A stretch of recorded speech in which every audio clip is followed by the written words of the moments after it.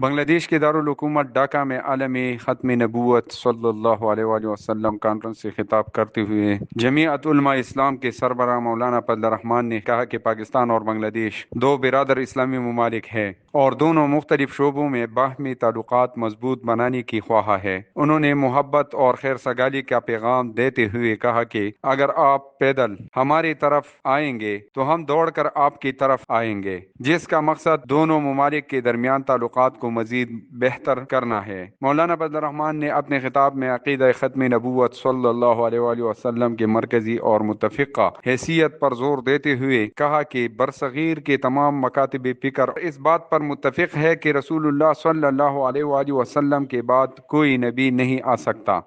اور جو نبوت کا دعویٰ کرے گا وہ دائرہ اسلام سے خارج سمجھا جاتا ہے۔ انہوں نے یہ بھی کہا کہ تحریک کا مقصد تشدد نہیں بلکہ پرامن اور مسلسل جدوجہد ہے۔ ان کا کہنا تھا کہ پاکستان اور بنگلہ دیش کے مسلمان ایک امت اور ایک قوت ہے۔ جائیداد کی تقسیم سے بھائی چارے پر اثر نہیں پڑتا، اسی طرح دونوں ممالک کے درمیان محبت اور تعلقات قائم رہے گی۔ انہوں نے امید ظاہر کی کہ یہ اجتماع دونوں ملکوں کے درمیان مضبوط اور پائیدار تعلقات کا ذریعہ بنے گا۔